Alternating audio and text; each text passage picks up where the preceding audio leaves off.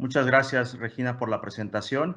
Buenos días a todos. Primero que nada, agradecerles a la MIP por la invitación al Banco de México para presentar el libro de operaciones de Banca Central. La verdad es que es un proyecto bastante ambicioso en el cual trabajamos los últimos 2 años. Se acaba de publicar. Es un libro con bastante detalle sobre las operaciones de Banca Central por parte del Banco de México. Es un libro aprovechando que el foro está lleno de estudiantes que les va a servir bastante, sobre todo a aquellos que están estudiando economía y finanzas, ¿no? Ojalá, en mi caso, hubiéramos tenido la oportunidad de tener un libro tan especializado en materia de operaciones de banca central, ¿no? Entonces, el día de hoy nos acompañan Gerardo García, Rodrigo Cano, como ya los presentaba Regina, para dar detalles sobre esta publicación del libro, el cual se encuentra en la página de internet. Le pasaría en primera instancia la palabra a Gerardo para que nos haga una breve introducción del material del libro. Adelante, Gerardo. Muchas gracias, Juan, y buenas tardes a todos. Antes que nada, agradezco la oportunidad de la MIF para poder presentar a ustedes un proyecto que tiene como principal objetivo dar a conocer algunas de las principales funciones que lleva a cabo Banco de México para cumplir con su objetivo prioritario de procurar la estabilidad del poder adquisitivo de la moneda nacional y al mismo tiempo promover el sano desarrollo del sistema financiero y propiciar el buen funcionamiento de los sistemas de pago. Y me refiero al libro que ya presentaba Juan, que es sobre la instrumentación de las operaciones monetarias, cambiarias y de inversión de las reservas internacionales del Banco Central.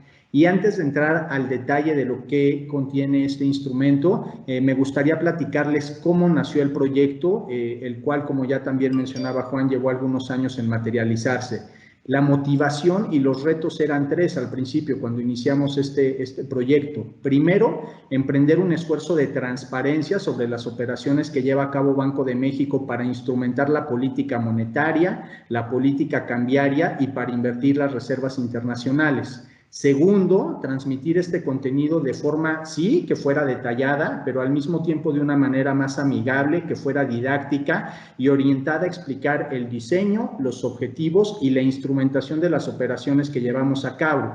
Es decir, por qué, cómo, cuándo, con qué objetivos, qué se logra con esas operaciones. Y tercero de los propósitos, a través de lo que ya mencioné, comunicar los beneficios que estas operaciones de Banco de México proveen a toda la sociedad. Y el libro justamente cumple con estas motivaciones y por ello consideramos que es un material de referencia muy útil para participantes del sector financiero, y me refiero tanto del lado de la compra como del lado de la venta, para estudiantes, como ya mencionaba el propio Juan, pero también para los profesores, para personas interesadas en economía y finanzas y en realidad para el público en general. Ahora bien, me gustaría señalar que este proyecto no se habría materializado sin la dedicación de los autores, que en un momento mencionaremos quiénes son, y por supuesto de todas las personas que nos ayudaron a revisar el material una y otra vez. Y desde luego, desde la perspectiva de los autores y los que estuvimos involucrados en este proyecto, un agradecimiento muy especial a nuestro gobernador Alejandro Díaz de León, así como a los miembros de la Junta de Gobierno por todo el apoyo al proyecto y por sus invaluables comentarios y sugerencias. Y con esta breve introducción le cedo la palabra a Rodrigo Cano, director de apoyo a las operaciones de Banco de México, quien fue el principal impulsor de esta obra. Ro, adelante. Muchas gracias, Gerardo. Buenos días a todos. Pues como ya lo comentaba Gerardo, este libro busca explicar las principales operaciones del banco. Voy a ir a lo largo de la presentación explicando el contenido de cada uno de los capítulos. Entonces, en primer lugar, me gustaría decir, son 3 capítulos que buscan explicar 3 de las más importantes operaciones de Banco de México. Esto es las operaciones que están relacionadas con la instrumentación de la política monetaria, las operaciones relacionadas con la instrumentación de la política cambiaria y todo lo que tiene que ver con la administración de las reservas internacionales. Empezando por el primer capítulo, el de la instrumentación de la política monetaria, aquí los autores somos Claudia Tapia, quien es directora de transparencia de la Unidad de Transparencia de Banco de México, y un servidor. Y este capítulo lo que buscamos hacer es, de una manera muy didáctica, como ya se comentaba, explicar todo el marco conceptual de la política monetaria, y lo tratamos de dividir en 2 esferas. Una esfera muy global, muy ejecutiva, muy de alto nivel, de lo que es el régimen monetario, y ese régimen monetario lo podemos explicar por los grandes objetivos finales que tiene el banco. En el caso del Banco de México es la estabilidad de precios. en otros bancos centrales podría ser el crecimiento económico, el empleo, pero el cómo se determina este objetivo final bien explicado a detalle en el capítulo. Y por otro lado, dentro de este régimen monetario vienen todos los objetivos intermedios. Estos objetivos intermedios, actualmente lo más importante en el caso del Banco de México es pues todo el pronóstico de inflación. Somos un régimen de objetivos de inflación, en ese régimen vivimos y esto se explica a detalle en el capítulo. En otras ocasiones en México el ancla nominal de la economía era el tipo de cambio y ese era el objetivo en el pasado. Se describe la historia de cómo fuimos migrando desde un objetivo de tipo de cambio hasta lo que actualmente tenemos, que es metas de inflación. Y por el otro lado, la segunda esfera que describimos aquí en el libro es la relacionada con la instrumentación de la política monetaria. Y aquí ya nos vamos mucho más al detalle fino del cómo funciona la política monetaria. Aquí se buscan lo que se conocen como los objetivos operacionales. En la actualidad, el objetivo operacional del Banco de México es la tasa de interés de corto plazo, la tasa de fondo interbancario, que este objetivo lo fija la Junta de Gobierno en cada una de sus decisiones de política monetaria.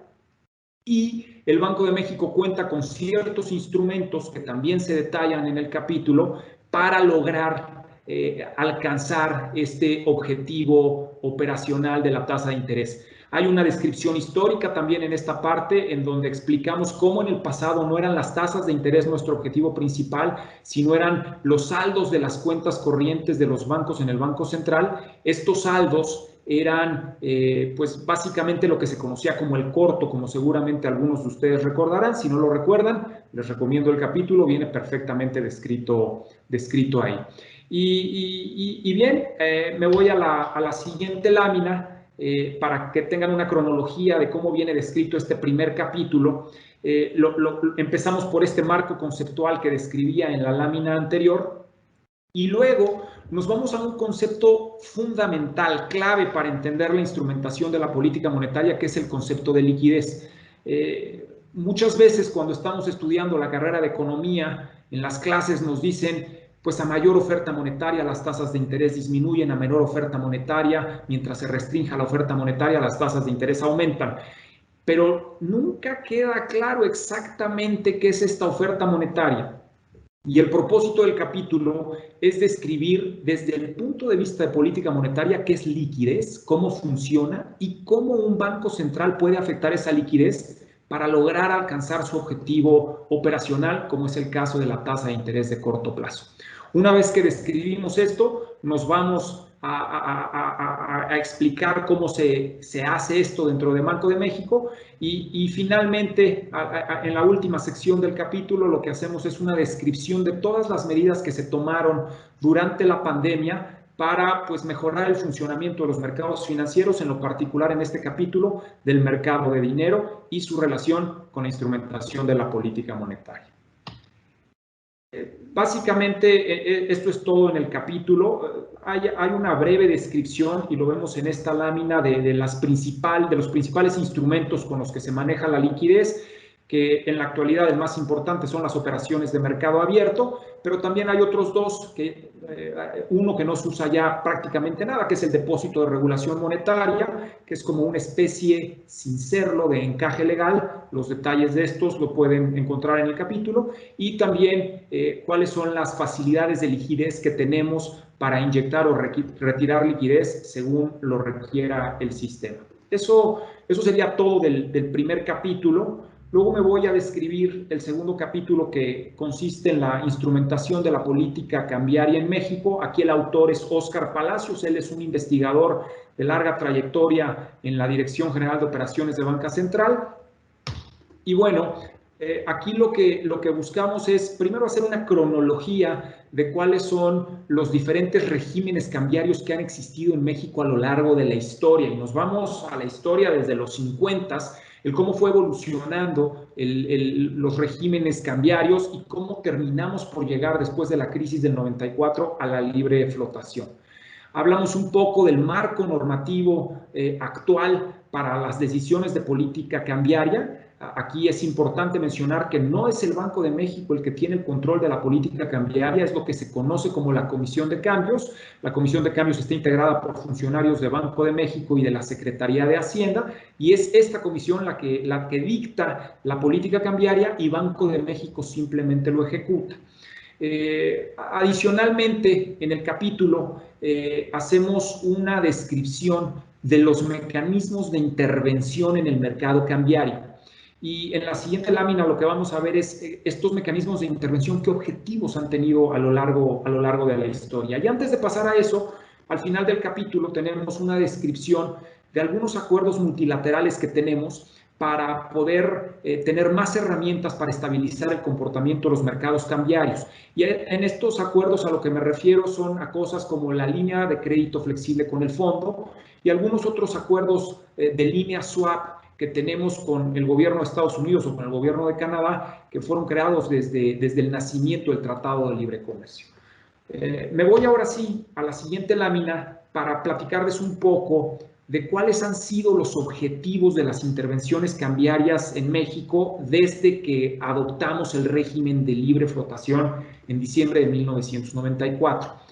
Básicamente han sido dos, y ninguno de estos dos objetivos tiene nada que ver con determinar un nivel particular en el tipo de cambio. Esto está totalmente fuera de la ecuación, no es algo que en todos estos años la Comisión de Cambios haya buscado. Los objetivos son, por un lado, administrar el nivel de reservas internacionales y, por otro lado, dar liquidez y asegurar buenas condiciones de operación.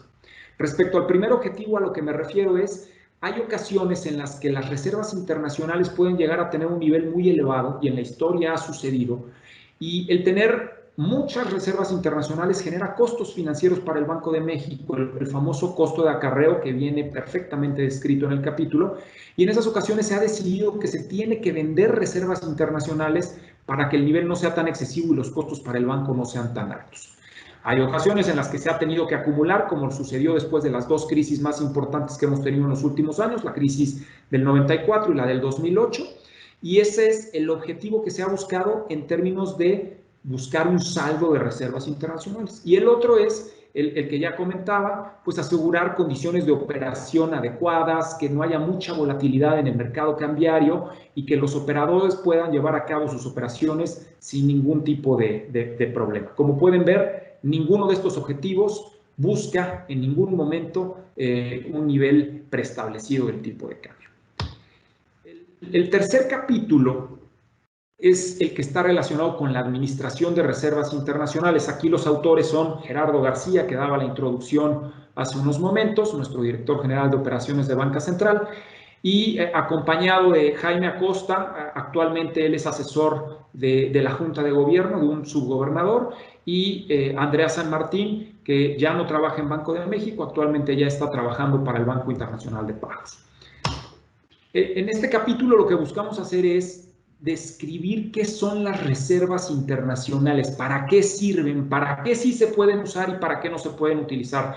Dejamos muy claro que las reservas internacionales pues están correspondidas con pasivos en el balance del Banco de México y no pueden ser utilizadas por el gobierno para enfrentar gasto social, gasto en educación, creación de hospitales. Hay reglas muy claras y preestablecidas del cómo pueden ser utilizadas las reservas internacionales y cómo el gobierno tendría que comprarlas para utilizarlas. Más adelante en el capítulo hablamos de lo que es la suficiencia de reservas internacionales. En la siguiente lámina platico brevemente de esto. Y hacemos toda una descripción histórica de cómo se han movido las reservas internacionales a lo largo del tiempo. Y la segunda parte del capítulo es muy importante porque habla de cómo invierte el Banco de México esos recursos, esas reservas, y cuáles son los objetivos que busca al invertir las reservas internacionales. Dedico unos últimos minutos al final de la presentación para esto. Hablando de la suficiencia de reservas internacionales, en el capítulo describimos dos principales métricas o modelos para determinar si las reservas son suficientes o no. El primero son los indicadores de suficiencia tradicionales y típicos del libro de texto, es cuántos meses de importaciones me cubren mis reservas, si mis reservas son capaces de cubrirme la deuda externa de corto plazo que vence dentro de un año, ese tipo de métricas, o por ejemplo, cuánto cubren del agregado monetario M2. Pero hay otras métricas mucho más elaboradas que parten del principio de maximización de beneficios y minimización de costos. Minimización de costos, como ya mencioné, el acumular reservas internacionales nos genera costos financieros. Tenemos que emitir pasivos para compensar la acumulación de reserva que cuestan o tienen una tasa de interés más elevada que la que recibimos por nuestros activos. Eso nos genera costos. Hay que tomar eso en cuenta en estos modelos de optimización y también hay que tomar en cuenta el beneficio que nos genera tener reservas internacionales, el que minimicen la probabilidad de que exista una salida abrupta de flujos de capital, pues es un beneficio que debe de ser tomado en cuenta y todos estos modelos son descritos, o algunos de estos modelos son descritos en el capítulo y nos dan una clara idea de qué es lo que se hace en Banco de México para determinar si las reservas son suficientes o no. Y por último, en lo que respecta a la administración de las reservas y a cómo se invierte, en el capítulo profundizamos en tres objetivos principales para invertir las reservas. El primero es que se debe de buscar la preservación del capital, que no se pierdan reservas internacionales al momento de estar invirtiéndolas, mantener cierta liquidez, si bien los instrumentos de más largo plazo pueden ser los que más tasa de interés den, pues como se busca que sean muy líquidos estos instrumentos, quizás la duración de la reserva no tenga que ser tan elevada y por eso debe de buscarse un óptimo del plazo y de la duración de los instrumentos en los que se invierte la reserva. Y finalmente, pues bueno, se tiene que buscar generar rendimientos y dadas estas dos primeras restricciones, pues buscar los mejores rendimientos en los activos que se puede invertir la reserva internacional, lo cual, insisto, es descrito con muchísimo detalle en el capítulo. Como conclusión y para terminar, pues dejaría tres mensajes principales. Por un lado, todo lo que se describe en el primer capítulo que tiene que ver con la instrumentación de la política monetaria nos va a permitir ver cómo el Banco de México ha sido muy efectivo en lograr que la tasa de fondo interbancario se encuentre muy cercana al objetivo establecido por la Junta de Gobierno. Segundo mensaje, en la parte de instrumentación de la política cambiaria, en ningún momento se ha buscado un tipo o un nivel de tipo de cambio preestablecido, siempre todos los mecanismos de intervención han sido compatibles con la libre flotación. Y el tercer y último mensaje sería que en la parte de la administración de las reservas internacionales, pues esta se ha llevado siempre con estricto apego a la ley y se ha buscado un balance entre la minimización de riesgos de la inversión de la reserva y la obtención de rendimientos de esta inversión. Y es básicamente lo que tenemos y aquí yo detendría mi intervención. Muchísimas gracias. Gracias, Rodrigo. Gerardo, ¿algún mensaje final que te gustaría transmitirle al auditorio esta mañana? Muchas gracias, Juan. Pues nada más invitarlos a leer el libro. La verdad es que es un libro que, como ya mencionó Rodrigo, es muy rico en contenido, que refleja no solo nuestras actividades, sino todo el compromiso que tiene la gente del banco para que estas actividades y estas funciones que hace el banco, pues al final lleven a su propósito último, que es mejorar el bienestar de la población. Muchísimas gracias a los dos por esta presentación del libro. Lo pueden encontrar en la página de internet del Banco de México. Es un libro electrónico de libre acceso para todos, ¿no? Muchísimas gracias a la MIP y bueno, nos vemos hasta la próxima. Hasta luego.